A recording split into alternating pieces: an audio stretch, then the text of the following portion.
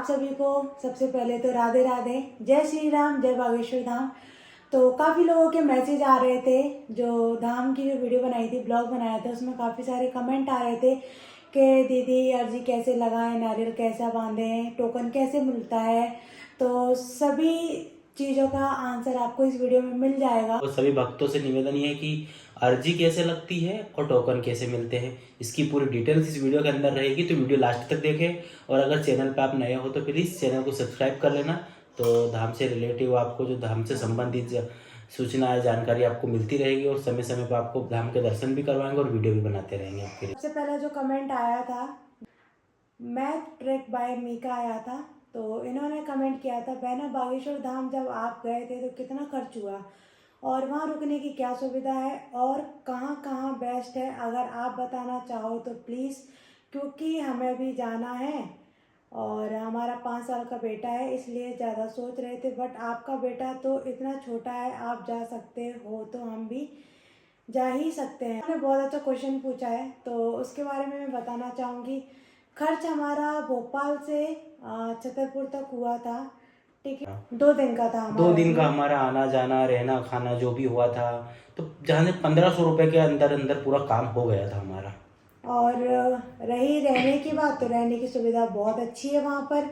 अगर आप धाम पर बहुत सारी व्यवस्था है। अगर आपके खुद के कपड़े हैं, जैसे कि बिछाने के लिए दरी होती है, कंबल होता है ओढ़ने के लिए, अगर आपके पास खुद के हैं तो आप खुद के भी यूज़ करके कहीं पे भी सो सकते हो। बहुत अच्छी अच्छी अब तो धर्मशाला भी बन रही है कहीं वहाँ भी पर। है। इसके बाद वहाँ पे एक जो मानपूर्णा भोजनालय है, वहाँ पे भी वो लगा हुआ है, टीन शेड वगैरह। तो बहुत सारे श्रद्धालु भक्त वहाँ भी सोते हैं। तो अगर आपके पास ये सारी सुविधा है, ब्लैंकेट वगैरह, तो आप वहाँ भी सो सकते हैं, वहाँ व्यवस्था है। बाकी जैसे आपको बाहर कहीं रुकना है तो बहुत सारी बने हुए हैं छोटे छोटे, वो उन्होंने घर जैसे बना रखे हैं। हाँ। तो आप किसी के पास 100 रुपये, किसी के पास 50 रुपये पर पर्सन चार्ज लेते हैं वो रुकने 50 का। रुपये गद्दे का, एक गद्दा एक रजाई गद्दा देंगे आपको और बहुत अच्छा, रुकने की व्यवस्था रहेगी उसी में। बहुत मस्त व्यवस्था है वहाँ रुकने की। तो आप भी बेझिझक जा सकते हो दीदी, कोई इसमें संदेह नहीं है। आप जाइए और ज़रूर जाइए, मैं तो यही कहूँगी। और बालाजी के और धाम के दर्शन कीजिए। दूसरा जो कमेंट है वो है नितेश राज चौधरी का। तो उन्होंने पूछा था, दीदी कौन सा दिन दरबार लगता है, बताइए, हमें भी आना है। तो भैया दरबार तो ऐसा है कि धाम पे अगर गुरुजी रहते हैं तो दरबार तो डेली लगता है, 4 से 7 बजे तक लगता है। और 7 के बाद आरती होती है और आरती के बाद फिर से दरबार लगता है वो। तो गाइस तीसरा कमेंट आया था सुजाता दीदी का, बहुत अच्छा किया, आप भोपाल से कौन सी ट्रेन से निकलते हैं बता दीजिए, और गुरुदेव से कैसे सामने दर्शन हो सकते हैं, जिसमें प्रॉब्लम भी पूछ सकें। जय श्री राम। तो मैं आपको बता दूं दीदी, गुरुजी, हम भोपाल से कौन सी ट्रेन से गए थे? हम गए थे भोपाल से, महामना ट्रेन चलती है सुबह 6:30 बजे, मेन प्लेटफॉर्म स्टेशन से। नंबर 5 से भोपाल, मतलब भोपाल जो स्टेशन है वहाँ से प्लेटफॉर्म नंबर 5 से सुबह 6:30 बजे चलती है, जो आपको 11:20 के आसपास छतरपुर छोड़ देती है। फिर वहाँ से आपको ऑटो मिलेगा, वो वहाँ पे आपको गढ़ा तक छोड़ देगा, बागेश्वर धाम तक। वो 50 रुपये पर पर्सन लेते हाँ, हैं, वो वहाँ से इतना ऑटो चार्ज वाले। लेते हैं। बाकी भोपाल से 125 125 रुपये चार्ज लगता है ट्रेन का। और रही आपने दर्शन वाली जो क्वेश्चन बोला है, आपने जो किया है दर्शन, तो वो देखो अपन नहीं बता सकते हैं, वो महाराज जी के ऊपर है और बालाजी के ऊपर है। अगर आपको दर्शन उन्हें देना होगा तो वो किसी भी तरीके से दे सकते हैं कि शायद आपको दर्शन मिल जाए। तो महाराज जी के भी दर्शन कीजिए। बाकी तो आपको महाराज जी का जो कहना है वो ये कहना है कि आप सिर्फ बालाजी का दर्शन कीजिए। अगर महाराज जी वहाँ नहीं है तो आप जाइए, आपकी जो भी है मनोकामना है, जो भी आपकी अर्जी है, वो आप नारियल में बांध के वहाँ लगा दीजिए धाम पे। तो बालाजी के आप दर्शन कर लीजिए, तो आपकी जो प्रॉब्लम है, जो भी समस्या है, वो बहुत ज़्यादा सॉल्व होने लगती। जैसे हमारी बताते तो हमारे जो 98% जो हमारी प्रॉब्लम थी वो 100% ही हो गई है। मतलब हमारी जो प्रॉब्लम थी वो 100% हो चुकी है। मात्र 4 से 5 दिन में हम जो जिस चीज़ से गुजर रहे थे वो बहुत खत्म हो चुकी है। तो ये बागेश्वर धाम बालाजी की कृपा है हमारे ऊपर। तो गाइस चौथा कमेंट आया था शालिनी सिंह का। तो उन्होंने बोला था, जय बाबा जी, जय बागेश्वर धाम, इटावा से कौन सी ट्रेन जाती है और कैसे जाते हैं, कोई बताएगा प्लीज? हाँ बिल्कुल बताएंगे आप। मैं आपके कमेंट बॉक्स में जो आपने कमेंट किया उसके नीचे मैं जरूर डाल दूंगा, तो उसमें कमेंट में पढ़ लेना कौन सी ट्रेन है, मैं देख के बता दूंगा। कमेंट था हमारा पीएन वर्मा का। उन्होंने बोला था, जय बागेश्वर धाम, भैया हमें भी बताने की कृपा करेंगे, बागेश्वर धाम में टोकन किस प्रकार मिलते हैं एवं गुरुजी के दर्शन कैसे होते हैं। अर्जी लगने में कितना समय लगता है? तो मैं सबको टोकन के बारे में बता देता हूँ। टोकन का ऐसा सिस्टम है कि टोकन के लिए लाइन तो कोई ऐसा है नहीं अभी फिलहाल में, तो वहाँ पे अभी टोकन फुल है, 2 महीने के लिए टोकन फुल है। तो फिलहाल में टोकन के लिए हमें एक नंबर प्रोवाइड करेंगे, आपको डिस्क्रिप्शन में भी डाल देंगे, और जो हमें आपसे बात कर रहा हूँ यहाँ पे भी एक आपको एक नीचे से लाइन जा रही है जिसमें आपको वहाँ के जो मोबाइल नंबर है वो कॉन्टैक्ट नंबर में, ये वहाँ के नंबर है, आप इन पे कॉन्टैक्ट कर लीजिए, आपको पता चल जाएगा। बात रही अर्जी की, तो अर्जी तो वो बालाजी जाने और गुरुजी जाने, तो उनके ऊपर ही है अर्जी का।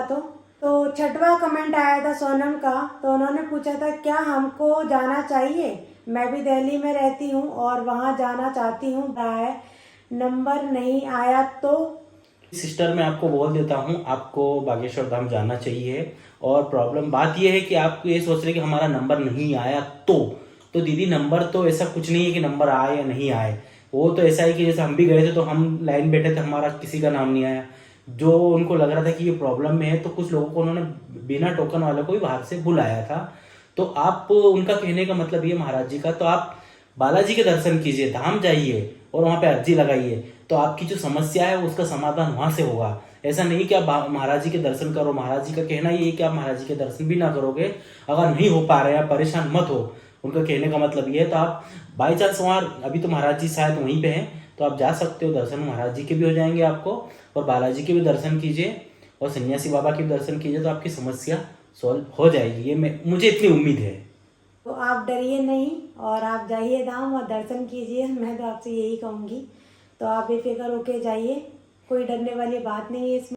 8वां कमेंट जो आया था वो आया था रचना शर्मा दीदी का। उन्होंने बोला था सपना जी प्लीज़ बताइए महाराज जी धाम पर कब मिलते हैं और प्लीज़ किसी का भला हो जाएगा ये समझकर बता दीजिए। तो मैं बता दूं दीदी, महाराज जी अभी धाम पर ही हैं। जब हम लोग गए थे 21 तारीख को, 21 अक्टूबर को है ना, 21 अक्टूबर को हम लोग गए थे। तो हम लोग वहाँ 2-3 दिन रुके थे।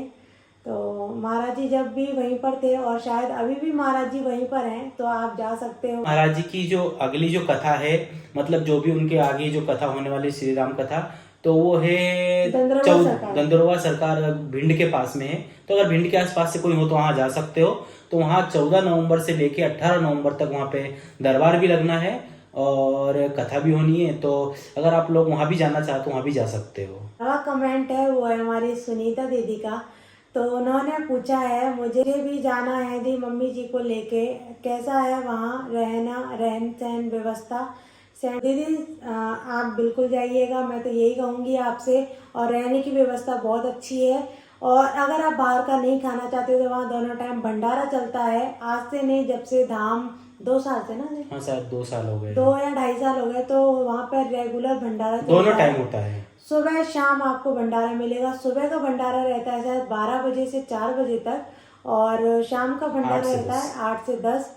तो आप बिल्कुल जाइएगा और बिल्कुल ये मत सोचिएगा कि धाम पे कैसा क्या रहने का है, व्यवस्था क्या है।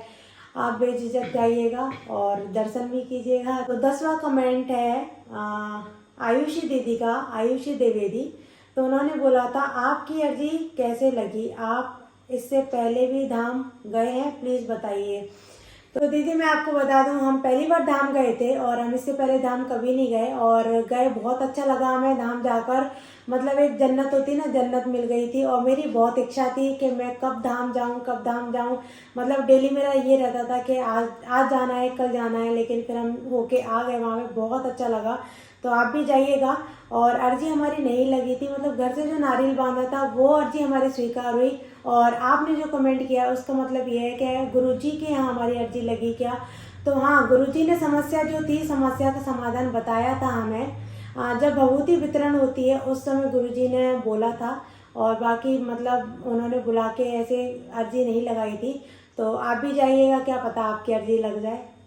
बहुत सारे लोग ये भी पूछ रहे थे कि नारियल कैसे बांधें और आपने तो अर्जी कैसे लगाएं।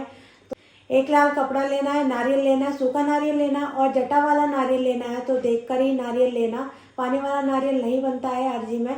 और 5 लौंग लेना और उसको बांध देना, अपनी अर्जी बोल देना। अगर आप पर्ची के साथ लिखना चाहते हो तो पर्ची लिख कर उस अर्जी में रख देना। और अगर आपके 3 दिन तक आपके सपने में महाराज जी दिखते हैं या बंदर दिखते हैं और हनुमान जी दिखते हैं तो समझना कि आपकी अर्जी स्वीकार हो गई है। अगर 3 दिन में ना दिखें तो 4 दिन में, 5 दिन में, 6 दिन में दिख जाएंगे आपको, तो आप समझना कि आपकी अर्जी स्वीकार हो गई है।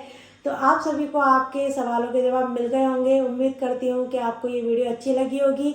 अगर वीडियो अच्छी लगी हो तो प्लीज़ लाइक, कमेंट, शेयर कर देना और पहली बार आए हो तो हमारे चैनल को भी सब्सक्राइब कर देना।